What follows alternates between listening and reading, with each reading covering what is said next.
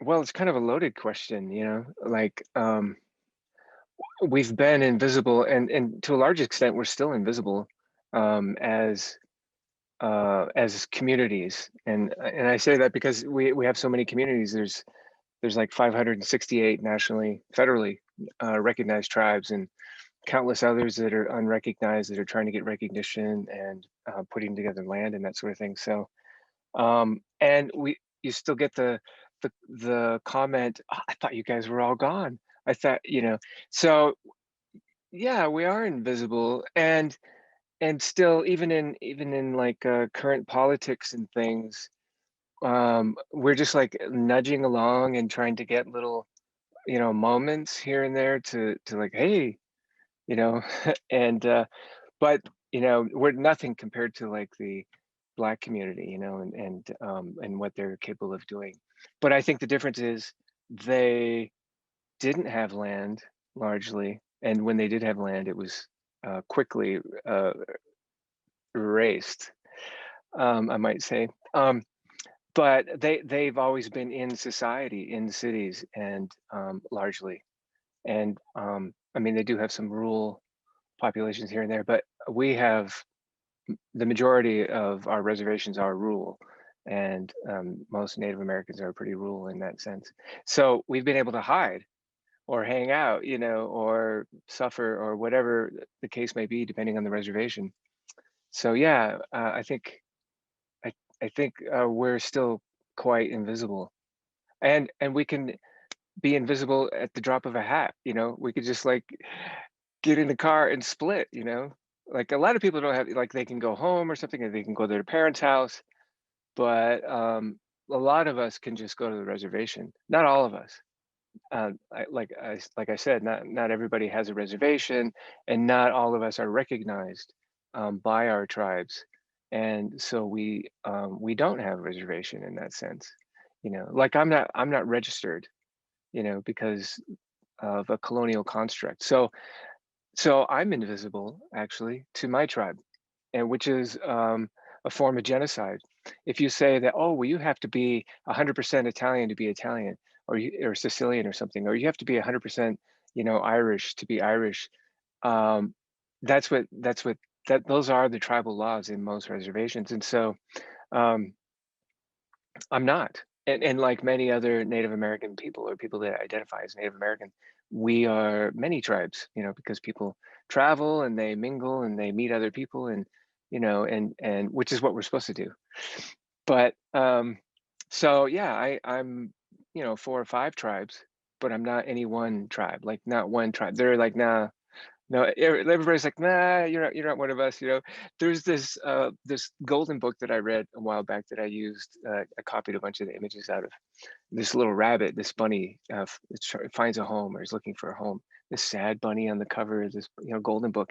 And I started reading this book, and it's like, Bunny's looking for a home, "Where's Bunny's home?" And Bunny goes over to muskrats, and muskrats say, "You're not one of us, get out of here," and then Bunny goes over to, the squirrels. It's like, "Is this my home? Are you my family?" "No, you're not one of us. Beat it," And I was like, wow, we're teaching kids about racism and separatism and anti-diversity. It's like amazing, right? So yeah, there's a lot of bunnies without homes. So yeah, I think invisibility is it's a big thing. We're working on it. Mhm.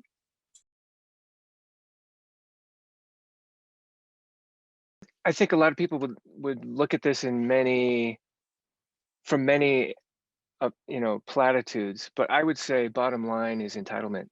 You have to have, an innate, belief that you can do something, and many of us don't have that kind of entitlement. We're not raised with the idea that I can be president, or that I'm going to win the lottery, or, that I deserve a seat at the table.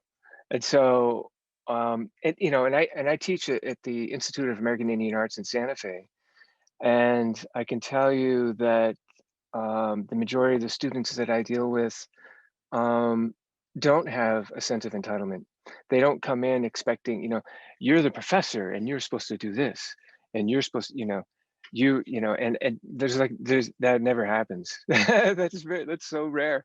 And so I think a seat at the table, yeah, I think there's you have to have, you have to have that belief. Now, there are some of us that are breaking through, Deborah Haaland is, making waves, and getting into, places that we need to go, and there's, many others, moving out, and I think it's great, but it's going to take time. Lawyers, guns, and money, right? You got it. There's things in place that you have to move along. You have to create these spaces. Largely that's what Jean has done for years. Is has created spaces. She didn't think about that sense of entitlement directly, even though she knew it existed. Like, this is something that she didn't have and wasn't going to get, but she went along anyway to create space. And um and i i think i think yes, you create an institution and you get some funding, and then you move forward and you can do the next thing. um but it's going to take time, so yeah. That's what I don't know. I mean, I think other people would say other things, but entitlement, I think, is a huge. It's a big one.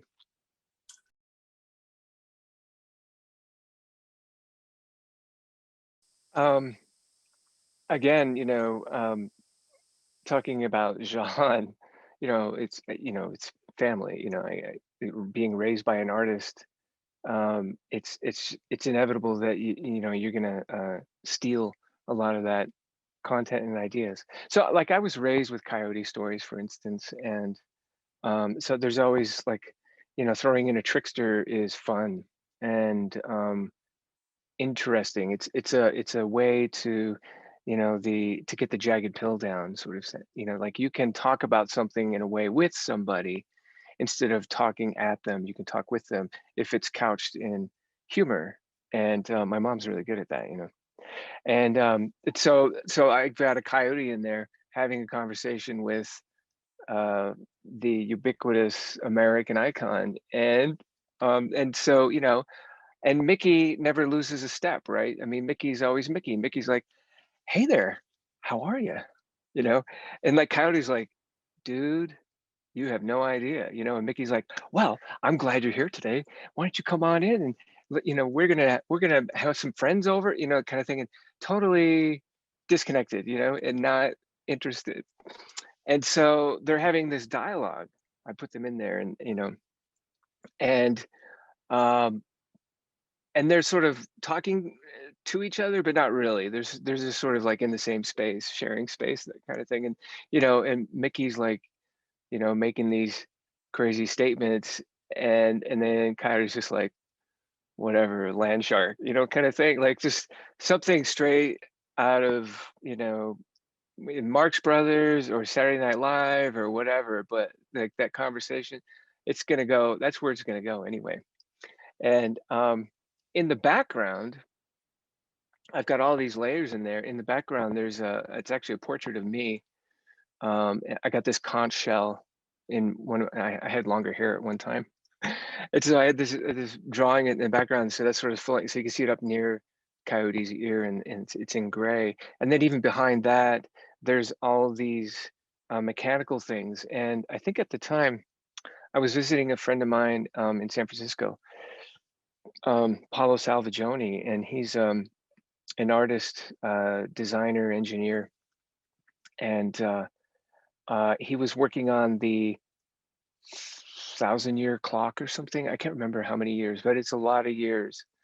And they were building this clock. This uh, a billionaire or somebody, philanthropist, wanted to make this clock that would last for ages, and so he hired all these individuals, and Paulo was one of the individuals, and so he had all these mechanical drawings that he had made of this thing, and I'm just really fascinated by these drawings, and so I asked him for some of the drawings, and because they look like exploded drawings, like I grew up with, like looking at exploded drawings of irons and cars and mechanical things, which is really interesting to me. And looking at the insides, it's like Grey's Anatomy, right? It's like looking at the inside, the exploded view of somebody's body. I remember when I was a kid, um, I made all these clay figures, and I would cut them open and make all their guts on the inside, and then sew them back up. that kind of thing, the exploded view, right? You got to see the whole thing. It's kind of like those ledger drawings, that people would say, oh, those darn Indians, they just don't know how to draw. They put both legs on the, and no, they're not riding the horse side saddle. That's just ridiculous. And and really the individual that was riding the horse is more important than the horse, and so you had to see the whole body. And so the artist rendered everything in there so you could see it. So in essence it's kind of an exploded view that way too. So I took those drawings of those this clock parts, and I made xeroxes, and I put these Xerox transfers into the background, and I think I changed some of the labels of in the diagram, because it's one of those things you can do, like, what is this? Oh, it's the maybe wheel, maybe it's going to work or maybe it's not, and so I just pulled some of those out for the title. So yeah, that's really that piece. If you get a chance to see it in person and hold it, it's really heavy because it's got like 7 layers of, I ran it through the press like 7 times, and it's really heavy. It's Somerset. In fact, you can see it says Somerset upside down at the top, the watermark, which is really funny. Those watermarks, they get you every time. Fabriano does that a lot. They put these giant watermarks across. Like if you want to get rid of it, you got to tear off half the paper so that nobody knows, that you're using Fabriano. But I'm just like, you know what? It's just like it's like Nike sticking out of your pants. It's like, yeah, uh, Bill Blass. It's.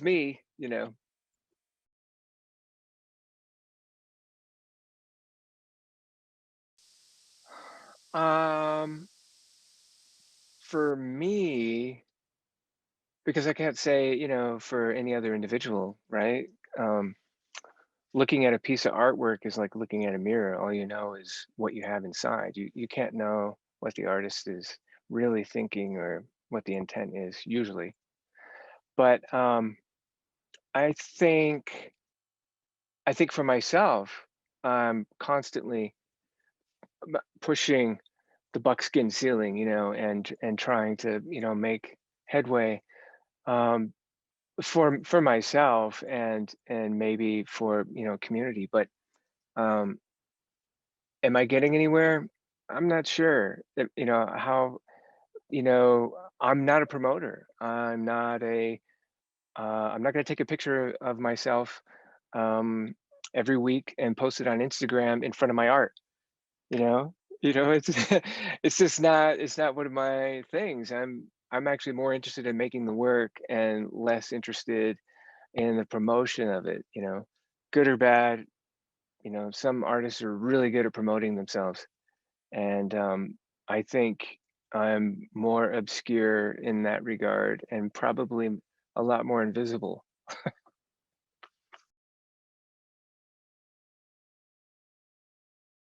That's that's hard to say. I mean, you really have to have a glass half full to seriously go, "Oh, golly, things are just gonna be okay.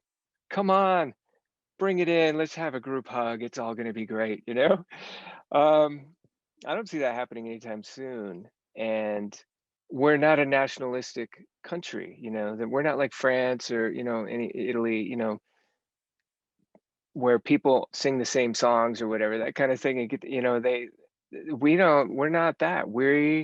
We're built upon um, individuality, and it's encouraged, and the grotesque abuse of manifest destiny and corporate capitalism, it's so individual, which is amazing to me because of all the countries, we're the country that's like so into conspiracy and that craziness, which is why we probably have the most UFO sightings, right? I mean, more than any other country, we see spaceships and aliens more than anybody else. So we're ripe for conspiracy for sure. But I don't see how conspiracy and individuality they sort of are opposites, right? Because an individual is going to be like, "Pfft, no way. But we've seen clearly that America is subject to just a little push, and conspiracy just explodes like chaos everywhere. And so that doesn't sound very individualistic. However, if you really, because the basis of conspiracy is just like taking apples and oranges and, putting them together and going, oh my gosh, there it is, Um, so I don't think that's going to happen anytime soon. That we're gonna, because there's so many things that we need to overcome to make that happen. And I think racism is here for a very long time. That's not something that we're going to conquer anytime soon. I mean, the first thing is like, because we're so individualistic and we're not nationalistic. People are in there, have their entitlement of, I can believe what I want to believe, and I'm going to be whatever I'm going to be, and so they don't have to deal with it, that kind of thing. And the truth is, we're all racist about something at some level, and if we can agree to that, like contract with ourselves, like, yes, it's true, like, it's like brushing your teeth and going potty and putting your clothes on, like, it's one of those things. It's normal. You're going to have an opinion about something based on something, but it doesn't mean that it has to be presented as a blanket answer to everything that you see in front of you. I think it's just something that we deal with, and it's going to change I mean, we have tons and tons of movies about a racist white guy that's set in his ways, and then he he's learns that, oh, these people aren't so bad after all. Gosh, Mickey, it's so great. It's just like people watch these movies and then they turn around and then they go back into like there's no connection to that whatsoever. They don't see themselves in those characters. I mean, that's the whole idea of like entertainment, of theater, is like, just like art, you see yourself in it. And the best art to you is the art that you see yourself in and you love. And people aren't doing that. They're just not doing that. No, it's not going away anytime soon. We're in this for the long haul. Get your oars out, everybody, and I don't know where we're going, but we're gonna do it together. Yeah,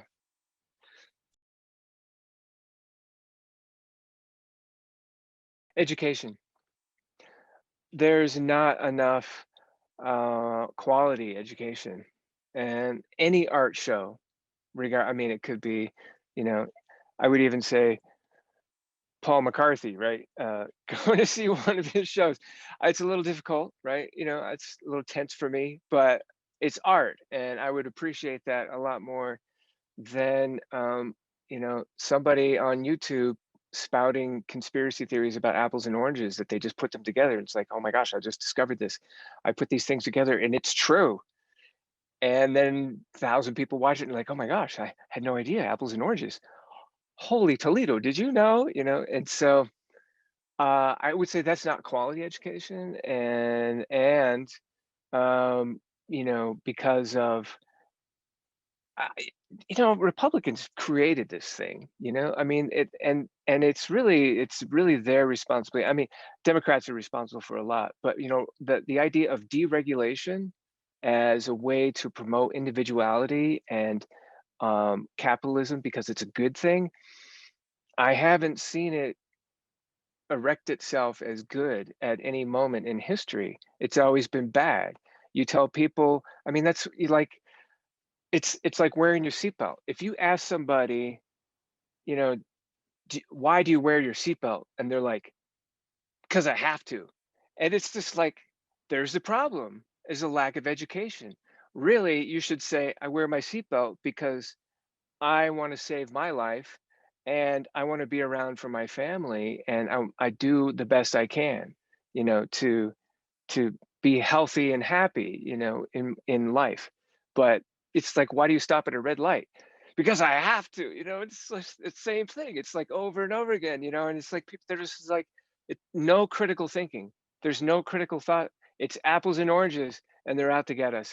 So yes, it's great to have this exhibition, and it's, to bring students in, and classes and groups of kids to watch these videos, and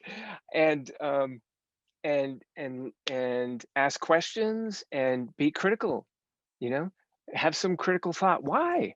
Because why, and let's talk about some things. Maybe we don't have all the answers. That's what coyote stories are for things that we can't really answer, but we're going to do this together, as a community.